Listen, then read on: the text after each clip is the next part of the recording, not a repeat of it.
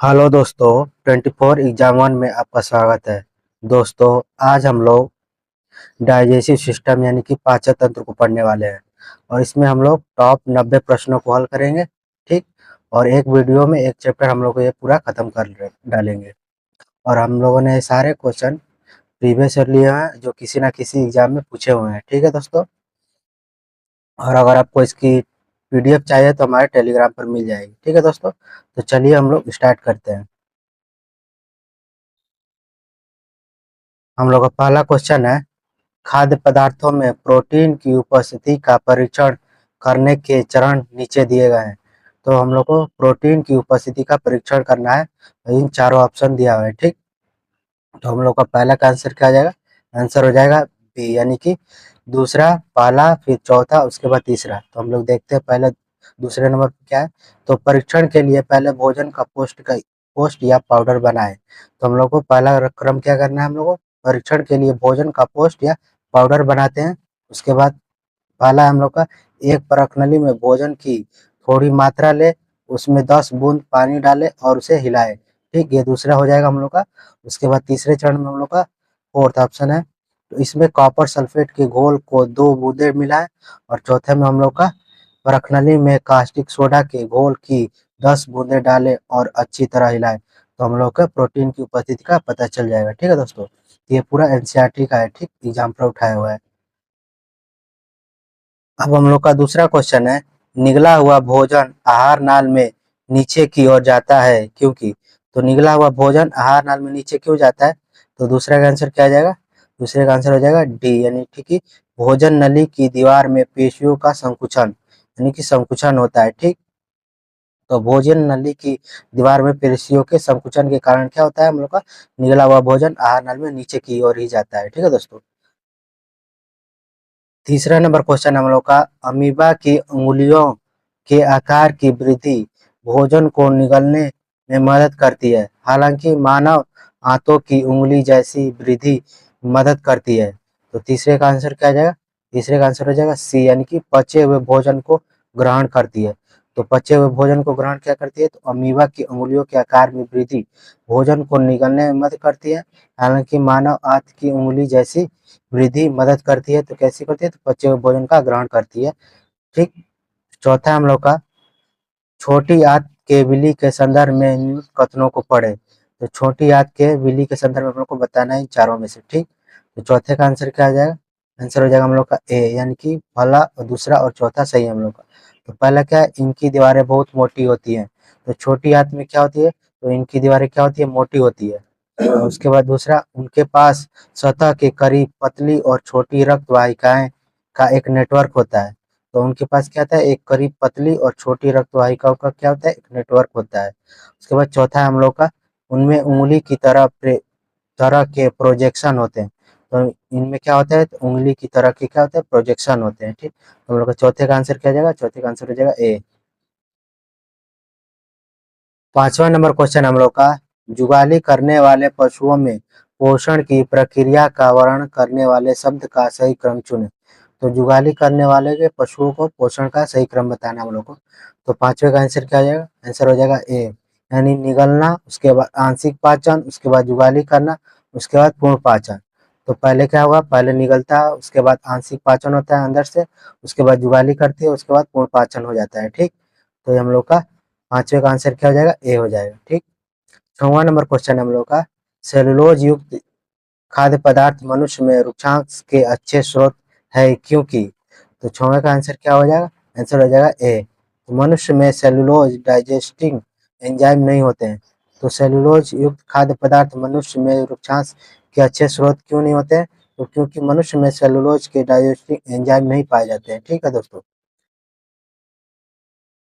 हम लोग का सातवां नंबर क्वेश्चन है, आंत पचे हुए भोजन को अवशोषित करती है, उपकला कोशिकाओं का कौन सा प्रकार इसके लिए उत्तरदायी है? तो आंत क्या है? हम लोग का पचे हुए भोजन को अवशोषित करती है। उपकला कोशिकाओं का कौन सा प्रकार इसके लिए उत्तरदायी होता है? तो सातवें का आंसर हो जाएगा बी, यानी कि स्तंभकार उपकला इसके लिए क्या उत्तरदायी होता है। आठवें का नंबर क्वेश्चन हम लोग का, मानव के आहार नाल के विभिन्न भागों का सही क्रम कौन सा है? तो हम लोग को बताना है महानव आहार नाल के विभिन्न भागों का सही क्रम बताना है हम लोग का। तो 8वें का आंसर क्या हो जाएगा? आंसर हो जाएगा हम लोग का डी। ठीक, तो पहले हम लोग का मुख मुख आया, मतलब कि उसके बाद ग्रसिका, उसके बाद अमाशय, उसके बाद हम लोग का छोटी आंत, उसके बाद हम लोग का बड़ी आंत। ठीक, तो हम लोग का 8वें का आंसर हो जाएगा डी। हम लोग का 9वां नंबर क्वेश्चन है, बड़ी वसा गोलिकाओं के आकार को संकुचित करता है जिससे एंजाइम अधिक प्रभावी ढंग से काम करते हैं। तो बड़ी वसा कोशिकाओं के आकार को संकुचित करता है और एंजाइम को अधिक प्रभावी ढंग से काम करता है। तो कौन हो जाएगा? नौवां का आंसर क्या हो जाएगा? हम लोग का आंसर हो जाएगा बी, यानी कि पित्त रस। क्या आता है हम लोग को? पित्त रस बड़ी वसिका गोलिकाओं को संकुचित करता है, यानी तोड़ता है, और उसके बाद एंजाइम रूप से क्या आता है? प्रभावी रूप से ये काम करता है। 10वां नंबर क्वेश्चन हम लोग का, यदि तार में लार एंजाइम की कमी हो तब मुख गुहा में कौन सी घटना प्रभावित होती है? यदि लार एंजाइम की कमी हो जाती है तो तब मुख गुहा में कौन सी घटना प्रभावित होती है? तो 10वें का आंसर क्या हो जाएगा? आंसर हो जाएगा बी, यानी कि स्टार्च की का शर्कराओं में विघटित होना, यानी कि 10वें का आंसर हो जाएगा बी। बी यानी कि लार में अगर लार एंजाइम की कमी हो जाएगी तो मुख गुहा में कौन सी घटना प्रभावित होती है?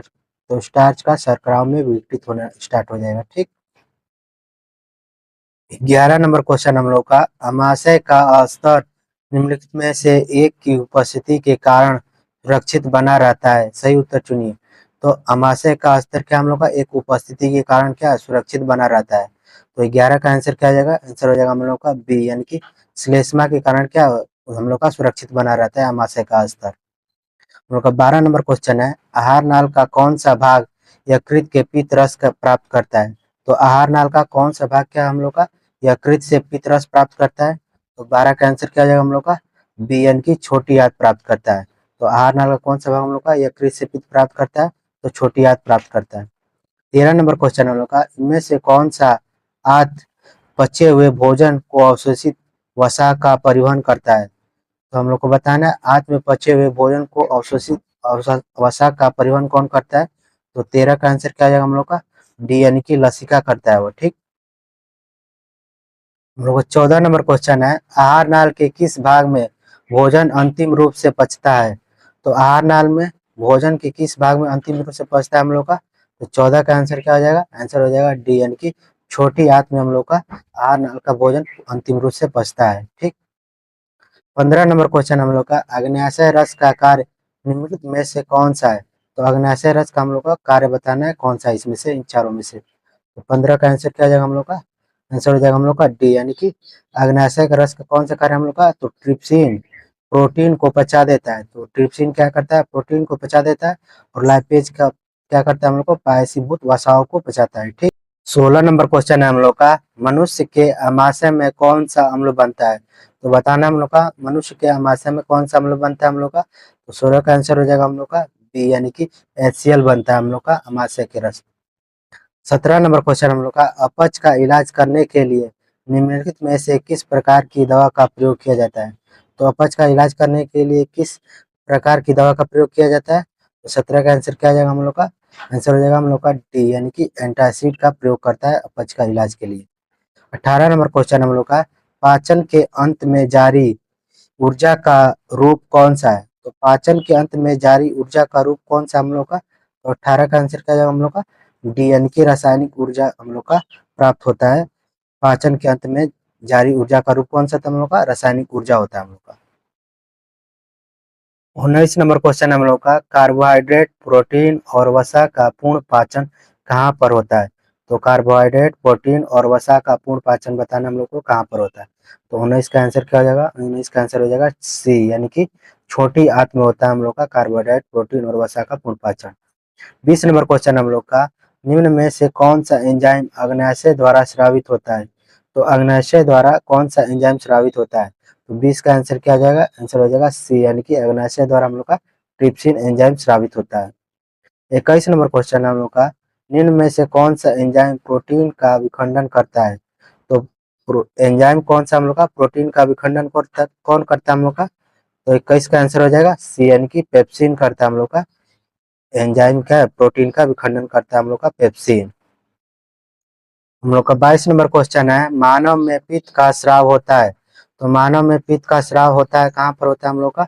तो 22 का आंसर हो जाएगा डी, यानी कि यकृत में होता है हम लोग का मानव पित्त का स्राव। 23 नंबर क्वेश्चन है, बाइल का स्रोत होता है, यानी कि पित्त रस का स्रोत होता है हम लोग का, कहाँ पर होता है हम लोग का? तो 23 का आंसर हो जाएगा बी, यानी कि जिगर में होता है हम लोग का बाइल स्रोत का स्रोत। 24 नंबर क्वेश्चन है, निम्न जानवरों में से किसकी अपेक्षाकृत अधिक लंबी आंत है? तुम लोग को बताना है अधिक किसकी अपेक्षाकृत क्या होता है, अधिक लंबी आंत होती है हम लोग का। तो 24 का आंसर क्या आ जाएगा हम लोग का? डी, यानी कि खरगोश की क्या होती है? तो हम लोग की लंबी आंत होती है इसकी, ठीक। हम लोग का 25 नंबर क्वेश्चन है, दांतों की सड़न शुरू हो जाती है जब मुख का पीएच मान डैश से कम होता है। तो दांतों का सड़न कब शुरू हो जाता है? जब मुंह का पीएच मान कितना हो? तो हम लोग का आंसर क्या आ जाएगा? 25 का आंसर हो जाएगा बी, यानी कि 5.5 से अगर कम होगा तो हम लोग का दांत सड़ना शुरू हो जाता है। 26 नंबर क्वेश्चन है हम लोग का, स्वाद का पता लगाने के लिए अभिग्राहक को क्या कहते हैं? तो स्वाद का पता लगाने के लिए अभिग्राहक को क्या कहते हैं हम लोग का? तो 26 का आंसर हो जाएगा डी, यानी कि रसस्वेदी अभिग्राहक कहते हैं हम लोग को स्वाद का पता लगाने के लिए। 27 नंबर क्वेश्चन है, इनमें से कौन सा एंजाइम स्टार्च को सरल शर्करा में विघटित करता है? तो एंजाइम स्टार्च क्या है, सरल शर्करा में विघटित करता है, तो कौन सा एंजाइम है हम लोग का? 27 का हो जाएगा हम लोग का सी, यानी कि एमाइलेज क्या करता है हम लोग को? एंजाइम स्टार्च को क्या है, सरल शर्करा में विघटित करता है। हम लोग का 28 नंबर क्वेश्चन है, मानव शरीर निम्न में से किसका आकार साइज सबसे बड़ा है?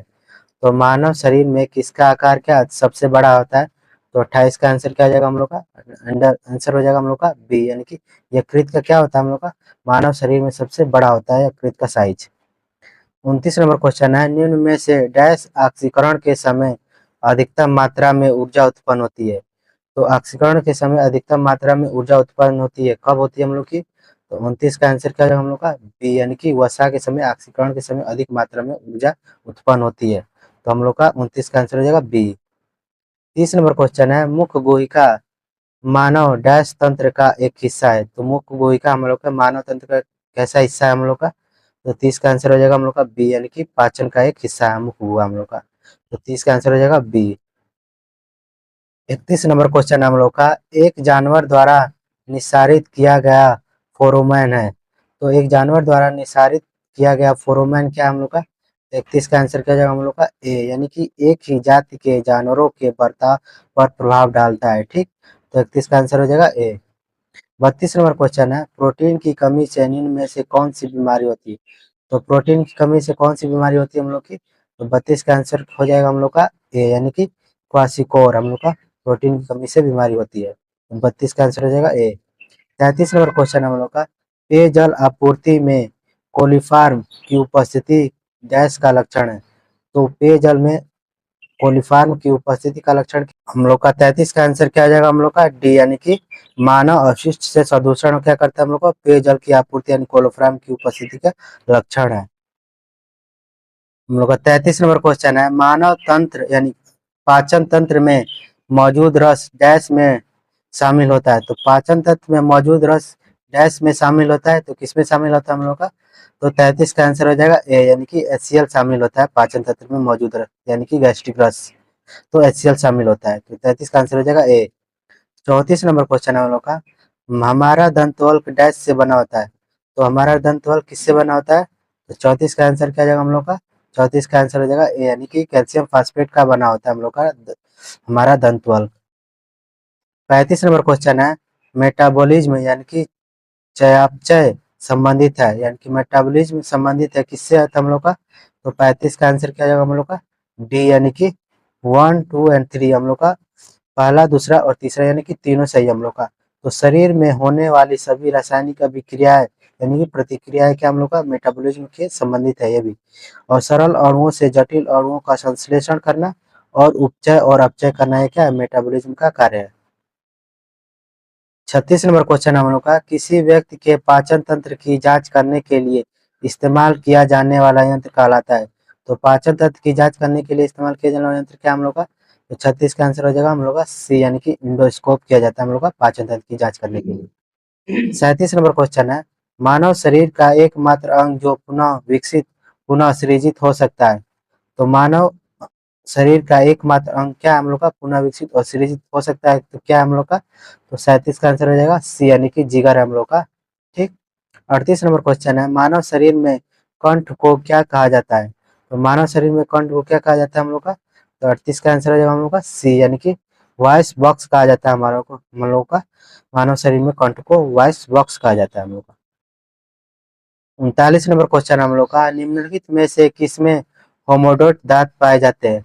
तो होमोडोट दांत किसमें पाए जाते हैं हम लोग का, तो 39 का आंसर हो जाएगा ए, यानी कि मछली में क्या पाया जाता है, तो होमोडोट दांत पाए जाते हैं। 40 नंबर क्वेश्चन हम लोग का, भोजन खाद्य पदार्थ के संबंध में इनमें से कौन सा कथन असत्य है? तो हम लोग को गलत बताना है इन चारों में से। तो 40 का आंसर क्या जाएगा हम लोग का, 40 का आंसर हो जाएगा हम लोग का ए, यानी कि यह एक अजैविक पदार्थ है। तो भोजन क्या हम लोग का एक अजैविक पदार्थ नहीं है। ठीक। तो हम लोग का कौन सा गलत है, हम लोग का असत्य बताना था हम लोग को, तो आंसर हो जाएगा ए। तो यह एक रासायनिक प्रक्रियाएं देता है। तो ये क्या है, रासायनिक क्रिया देता है हम लोग का, भोजन एक खाद्य पदार्थ है। यह एक जैविक पदार्थ है, यानी कि भोजन क्या हम लोग का एक जैविक पदार्थ है, और यह हमें ऊर्जा प्रदान करता है। तो भोजन हम लोग क्या करता है, ऊर्जा प्रदान करता है। तो 40 का आंसर हो जाएगा हम लोग का ए। 41 नंबर क्वेश्चन है, किस प्रक्रिया के द्वारा आहार नली में भोजन जाता है? तो हम लोग को बताना है आहार नली में भोजन किसके माध्यम से जाता है। तो 41 का आंसर हो जाएगा हम लोग का ए, यानी कि अंतर्ग्रहण के माध्यम से हम लोग का आहार नली में भोजन जाता है। 41 का आंसर हो जाएगा हम लोग का ए। 42 नंबर क्वेश्चन हम लोग का, भोजन नली की दीवारों के संकुचन और प्रसरण डैश की गति कहा जाता है? तो भोजन की नली के संकुचन और प्रसरण को डैश कहा जाता है हम लोग का, तो 42 का आंसर हो जाएगा हम लोग का ए, यानी कि क्रमाकुंचन कहा जाता है। 43 नंबर क्वेश्चन है, निम्न में से कौन मानव आहार नली का भाग नहीं? तो आहार नली का भाग नहीं हम लोग को बताना है इसमें। 43 का आंसर क्या हो जाएगा हम लोग का, आंसर हो जाएगा बी, यानी कि वायु कोशिका हम लोग का आहार नली का भाग नहीं है। तो आहार नली में कौन सा होता है, मुखगुआ, पित्ताशय और बड़ी आंत क्या हम लोग का आहार नली का भाग है। 44 नंबर क्वेश्चन है, लार में डैश एंजाइम होते हैं? तो लार में हम लोग का कौन सा एंजाइम होता है? तो 44 का आंसर हो जाएगा हम लोग का सी, यानी कि एमाइलेज हम लोग का लार में एंजाइम पाया जाता है। 45 नंबर क्वेश्चन हम लोग का, एंजाइम टाइलिन डैश में पाया जाता है? तो एंजाइम यानी कि टाइलिन किस में पाया जाता है हम लोग का, तो 45 का आंसर हो जाएगा हम लोग का ए, यानी कि लार में पाया जाता है। 46 नंबर क्वेश्चन है, पाचन के बाद कार्बोहाइड्रेट को परिवर्तित कर दिया जाता है? तो पाचन के बाद हम लोग को कार्बोहाइड्रेट में परिवर्तित कर दिया जाता है, तो किसकी वजह से होता है? तो 46 का आंसर क्या हो जाएगा हम लोग का, 46 का आंसर हो जाएगा हम लोग का बी, यानी कि ग्लूकोज के कारण होता है हम लोग का। तो पाचन के बाद कार्बोहाइड्रेट क्या होता है, ग्लूकोज में बदल जाता है। 47 नंबर क्वेश्चन है, पित्त के कार्य को डैश कहा जाता है? तो पित्त के कार्य को हम लोग क्या कहते हैं हम लोग का, 47 का आंसर हो जाएगा हम लोग का ए, यानी कि पायसीकरण कहते हैं हम लोग को। पित्त के कार्य को हम लोग क्या कहते हैं, तो पायसीकरण कहते हैं हम लोग का। 48 नंबर क्वेश्चन है, अग्न्याशी रस में मौजूद डैश एंजाइम प्रोटीन को एमिनो एसिड में परिवर्तित करता है? तो अग्न्याशय रस क्या करता है, तो डैश प्रोटीन यानी एंजाइम यानी प्रोटीन को अमीनो एसिड में परिवर्तित करता है। तो 48 का आंसर क्या हो जाएगा हम लोग का, 48 का आंसर हो जाएगा ए, यानी कि ट्रिप्सिन एंजाइम क्या करता है, तो प्रोटीन को एमिनो एसिड में परिवर्तित करता है। 49 नंबर क्वेश्चन है, मनुष्यों के पाचन तंत्र में उत्सर्जित अम्ल कौन सा है? तो मनुष्य के पाचन तंत्र में उत्सर्जित अम्ल कौन सा है हम लोग का, तो 49 का आंसर हो जाएगा हम लोग का डी, यानी कि हाइड्रोक्लोरिक अम्ल है हम लोग का उत्सर्जित अम्ल। 50 नंबर क्वेश्चन है, भोजन के पाचन की प्रक्रिया के दौरान होने वाले ऊर्जा परिवर्तन के प्रकार को बताइए? तो पाचन के प्रक्रिया के दौरान हम लोग को होने वाले ऊर्जा में परिवर्तन के प्रकार को बताना है हम लोग का। तो 50 का आंसर हो जाएगा हम लोग का ए, यानी कि रासायनिक ऊर्जा से क्या होता है हम लोग का, ऊष्मा ऊर्जा में बदलता है। ठीक। 51 नंबर क्वेश्चन हम लोग का, डैश को पचाने के लिए शाकाहारी की लंबी छोटी आंत की आवश्यकता होती है? तो हम लोग का 51 का आंसर क्या हो जाएगा, आंसर हो जाएगा हम लोग का बी, यानी कि सेलुलोज को पचाने के लिए शाकाहारी की लंबी आंत क्या होती है, छोटी होती है। 52 का नंबर क्वेश्चन हम लोग का, मानव में भोजन और हवा के लिए सामान्य वर्ग है? तो मानव में भोजन और हवा के लिए सामान्य वर्ग कौन सा हम लोग का, तो 52 का आंसर हो जाएगा हम लोग का डी, यानी कि ग्रसनी है हम लोग का। भोजन और हवा को ले जाने के लिए हम लोग को ग्रसनी होता है। ठीक। 53 नंबर क्वेश्चन है, यकृत डैश कार्य करता है? तो यकृत हम लोग का क्या कार्य करता है हम लोग का, तो 53 का आंसर हो जाएगा डी, यानी कि पाचन का कार्य करता है यकृत। 54 नंबर क्वेश्चन हम लोग का, गले में डैश के छल्ले मौजूद होते हैं? तो गले में किसके छल्ले मौजूद होते हैं हम लोग का, तो 54 का आंसर हो जाएगा हम लोग का ए, यानी कि उपास्थि के छल्ले मौजूद होते हैं गले में। 55 नंबर क्वेश्चन हम लोग का, लार ग्रंथि से डैश एंजाइम स्रावित होता है। तो लार ग्रंथि से कौन सा एंजाइम स्रावित होता है? 55 का आंसर हो जाएगा डी, यानी कि एमाइलेज स्रावित होता है लार से। 56 नंबर क्वेश्चन है हम लोग का, मानव पाचन तंत्र में डैश से पित्त रस का स्रोत है। तो मानव के पाचन तंत्र में डैश से पित्त रस का स्रोत है हम लोग का। तो 56 का आंसर हो जाएगा ए, यानी कि यकृत क्या है हम लोग का? मानव पाचन तंत्र में यकृत से पित्त रस का स्रोत है हम लोग का ए, यानी कि 56 का आंसर हो जाएगा ए। 57 नंबर क्वेश्चन हम लोग का, निम्नलिखित में से कौन सा एंजाइम ग्लूकोज को एथेनॉल में परिवर्तन करने को प्रेरित करता है? तो कौन सा एंजाइम है जो हम लोग को ग्लूकोज को एथेनॉल में परिवर्तित करने को प्रेरित करता है? तो 57 का आंसर हो जाएगा हम लोग का ए, यानी कि जाइमेज हम लोग का एंजाइम क्या है, ग्लूकोज को एथेनॉल में परिवर्तित करने का प्रेरित करता है। 58 नंबर क्वेश्चन है, जैविक सिस्टम यानी कि लिविंग सिस्टम्स में रासायनिक क्रिया की प्रक्रिया को तेज करने के लिए उत्तरदायी पदार्थ कौन सा हम लोग का? तो 58 का आंसर क्या हो जाएगा हम लोग का? आंसर हो जाएगा सी, यानी कि एंजाइम हम लोग का प्रक्रिया करता है, उत्तरदायी होता है हम लोग का। 59 नंबर क्वेश्चन हम लोग का, लिपिड्स का पाचन निम्नलिखित में से किस की उपस्थिति में होता है? तो लिपिड्स का पाचन किसकी उपस्थिति में होता है, तो बताना है हम लोग को।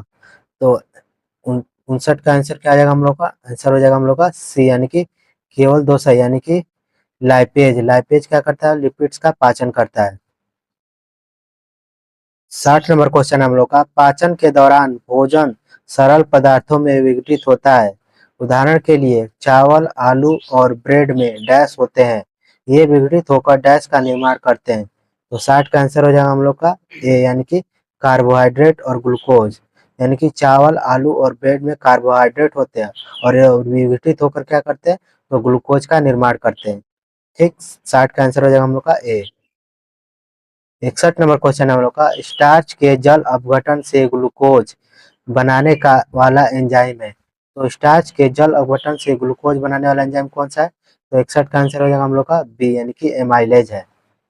62 नंबर क्वेश्चन है, मनुष्य में पाचन क्रिया कहाँ प्रारंभ होती है? तो पाचन क्रिया कहाँ प्रारंभ होती है मनुष्य में? तो 62 का आंसर हो जाएगा हम लोग का सी, यानी कि मुख से स्टार्ट हो जाती है पाचन क्रिया। 63 नंबर क्वेश्चन है, दूध प्रोटीन को पचाने वाला एंजाइम है। तो प्रोटीन को पचाने वाला एंजाइम कौन सा हम लोग का? तो 63 का आंसर हो जाएगा हम लोग का सी, यानी कि प्रोटीन को पचाने वाला एंजाइम हम लोग का रेनिन है, यानी कि 63 का आंसर हो जाएगा हम लोग का सी। हम लोग का 64 नंबर क्वेश्चन है, लार में कौन सा एंजाइम पाया जाता है? तो लार में कौन सा एंजाइम पाया जाता है हम लोग का? तो 64 का आंसर हो जाएगा हम लोग का बी, यानी कि टाइलिन पाया जाता है लार में। हम लोग का 65 नंबर क्वेश्चन है, निम्नलिखित में से वह अंग कौन सा है जो मानव शरीर में ग्लाइकोजन के रूप में कार्बोहाइड्रेट को जमा करता है? तो मानव शरीर में ग्लाइकोजन के रूप में कार्बोहाइड्रेट को जमा करता है। तो 65 का आंसर क्या जाएगा हम लोग का? 65 का आंसर हो जाएगा डी, यानी कि यकृत मानव शरीर में ग्लाइकोजन के रूप में कार्बोहाइड्रेट को जमा करता है। 66 नंबर क्वेश्चन है हम लोग का, पित्त यानी कि बाइल जमा होता है, यानी कि पित्त कहाँ जमा होता है हम लोग का? तो 66 का आंसर हो जाएगा ए, यानी कि पित्ताशय में जाके जमा होता है हम लोग का पित्त। 67 नंबर क्वेश्चन है हम लोग का, कौन से परिवर्तन में एंजाइम ट्रिप्सिन उत्प्रेरक का कार्य करता है? तो कौन सा एंजाइम जो हम लोग को परिवर्तन में एंजाइम ट्रिप्सिन उत्प्रेरक का कार्य करता है? तो 67 का आंसर हो जाएगा हम लोग का सी, यानी कि प्रोटीन को अमीनो अम्ल में बदलने का कार्य करता है हम लोग को। ठीक, एंजाइम ट्रिप्सिन उत्प्रेरक का कार्य करता है। 68 नंबर क्वेश्चन है, मानव शरीर में क्षुद्रांत के 3 संरचनात्मक भागों की लंबाई का कौन सा सही क्रम है? तो हम लोग को 68 का बताना है, हम लोग को क्रम बताना है। ठीक, तो हम लोग का 68 का आंसर हो जाएगा हम लोग का डी, यानी कि शेषात्र, मध्यांत्र फिर ग्रहण। 69 नंबर क्वेश्चन हम लोग का, डैश के पायसीकरण में सहायक होता है। तो पायसीकरण में बताना हम लोग का सहायक कौन सा होता है? तो 69 का आंसर क्या हो जाएगा हम लोग का? आंसर हो जाएगा डी, यानी कि पित्त लवण हम लोग का वसा के पासीकरण में सहायक होता है।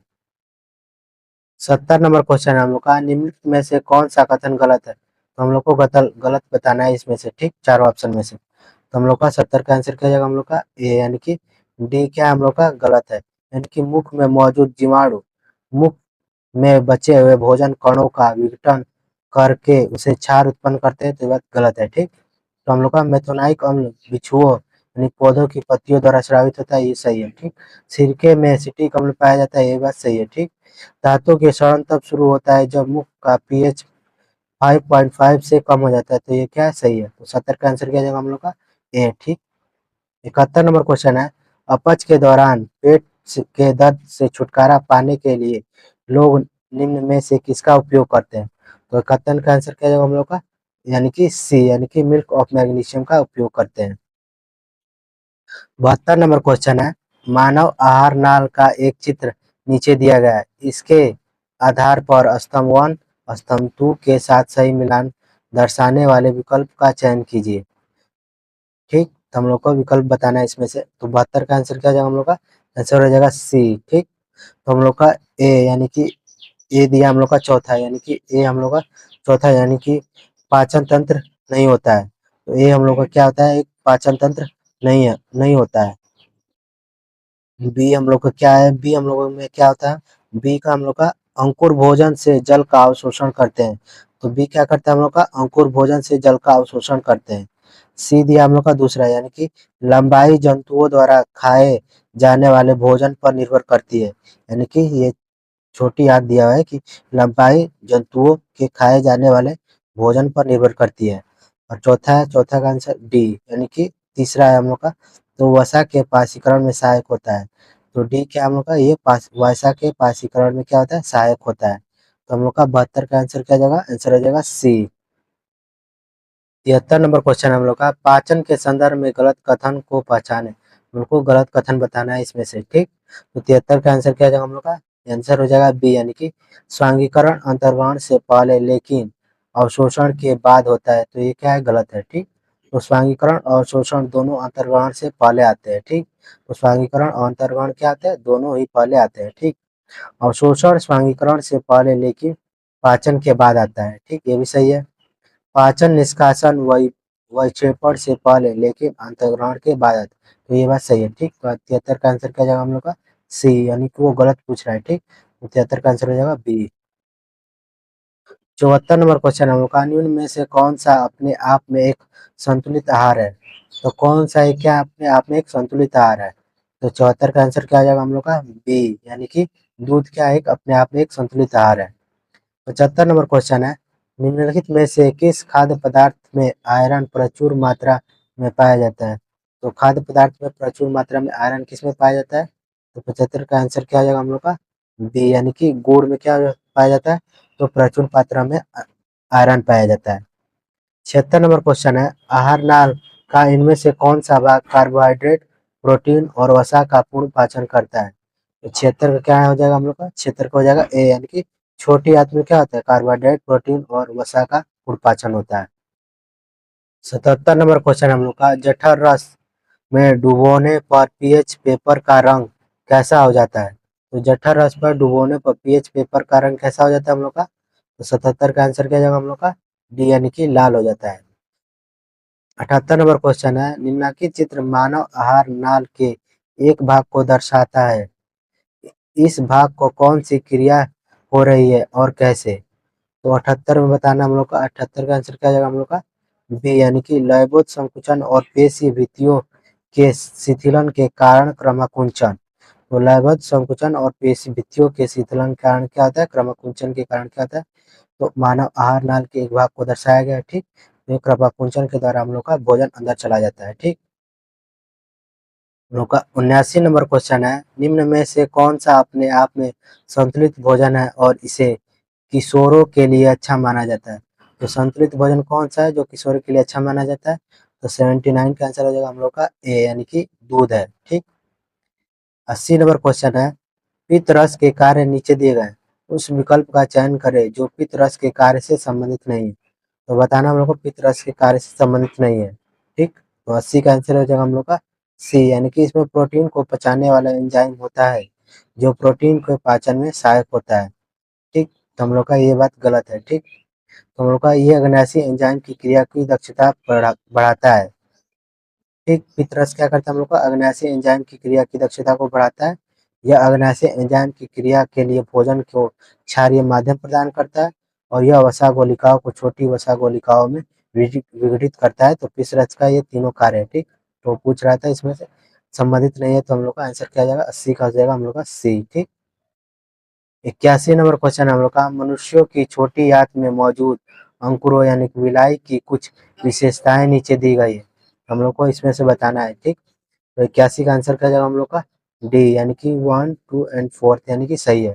तो ये बहुत पतली दीवारों पे लगी हुई अंगुलीनुमा संरचना होती है। ठीक, तो छोटी आंत क्या होती है हम लोग को, एक पतली दीवारों में लगी होती है और एक अंगुलीनुमा संरचना होती है। यह यह एक बड़ा सतही क्षेत्रफल प्रदान करती है। तो यह एक क्या करती है, एक बड़ा सतही क्षेत्रफल प्रदान करती है छोटी आंत। और हम लोग का रक्त कोशिकाओं द्वारा भरपूर आपूर्ति होती है। तो रक्त कोशिकाओं द्वारा क्या होती है, इसकी भरपूर आपूर्ति होती है। तो 81 का आंसर हो जाएगा हम लोग का डी।